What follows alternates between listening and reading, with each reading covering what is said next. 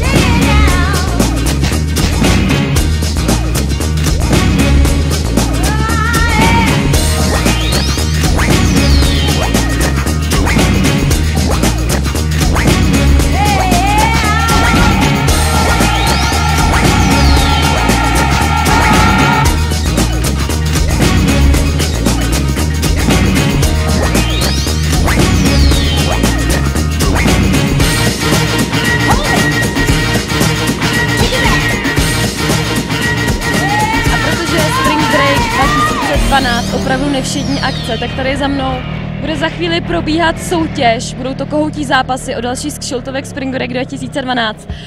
Respektive to budou slepičí zápasy, protože 6 ženských tady budou mezi sebou se fajtovat o tu hlavní cenu, takže určitě se je na co těšit.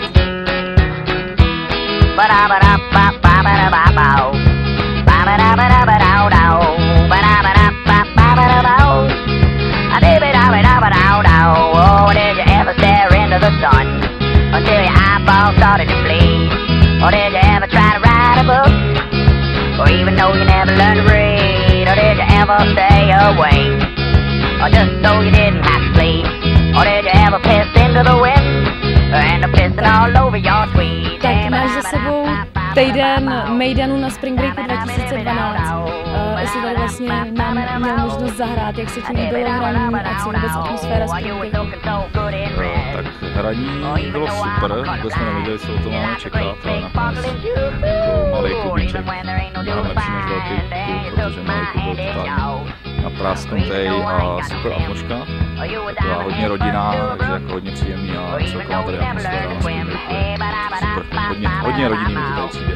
Líbilo se mi to tady moc, rád pojedu znova a dnešní jako závěr sezóny Tak já doufám, že tě budeme mít možnost vidět i v příštím roce a rozjedeš tady takový mejdany, jako se tady rozjížděl po celý týden. Tak jo.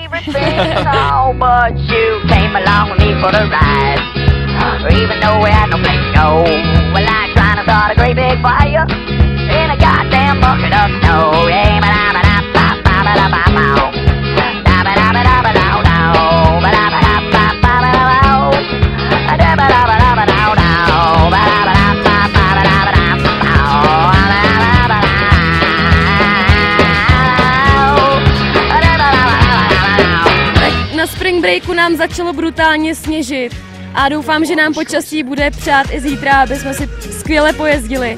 Každopádně teďka tady vedle mě stojí kluci z kapely Horror Porno Cox. A kluci, jak se vám hrálo na Spring Breaku? Úplně se nám hrálo perfektně, Za prvý tomu jako pomohlo, protože jsme se mohli na to tady pěkně jako Celý den připravovat. Skoro celý týden připravovat. A lidi, celý to jako bylo o lidech, že jo? Můžete mi vysvětlit, proč jako, z čeho jste vyvodili ten úplně totálně ujetý název? No, tak ono to vzniklo, jsme se o tom bavili. A Basák přišel s tím, že jako Horror Cox, říkám, hele, to je jak nějaký metaláci, ty vole, to ne. Říkám, dáme tam aspoň jako nějakou nadsázku, to porno, že jo? A to tě přijde punk, jo?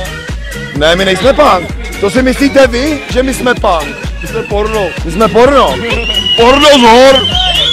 To si zapamatujte. Porno z hor. To si myslíte vy? A příští rok na Spring Breaku 2013. To je jasný, to je hotovka. Tak dobrou noc.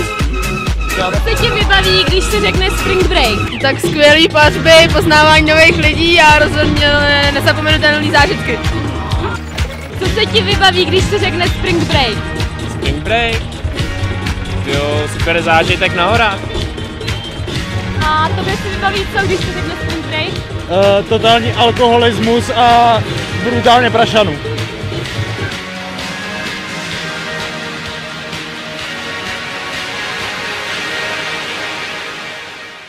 Barbra Streisand.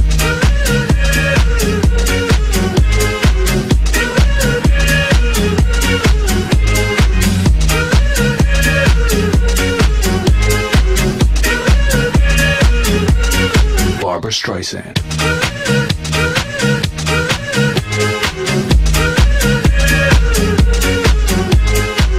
Tak Spring Break 2012 se nám blíží ke konci, je tady před náma poslední den a okolo mě stojí organizátoři tady té akce, který tady to všechno spískali a připravili pro nás nádherný týden plný workshopů, mejdanů a kvalitního ježdění.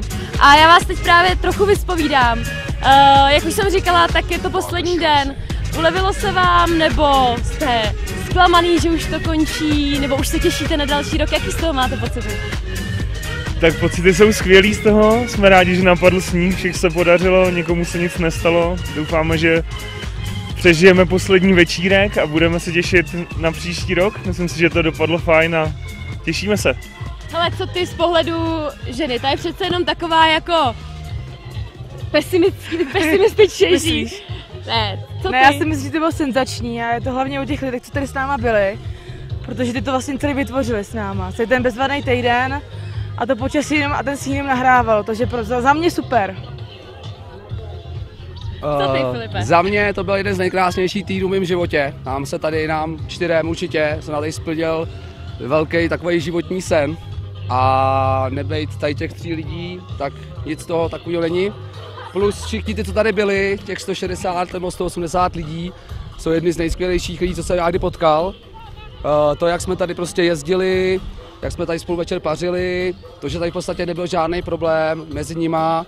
Byla to jedna velká grupa lidí, která má prostě stejný názor na zábavu, ale zároveň se tady prostě sportovalo.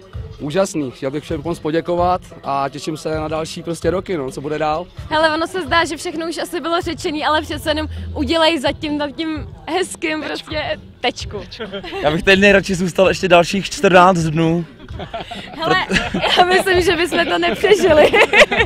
Se mě už bolejí tady trochu v zádech, ale je to naprosto úžasný. Takže dneska napadlo asi dalších 10-20 cm prašanů. A to jsme měli 3krát za ten týden.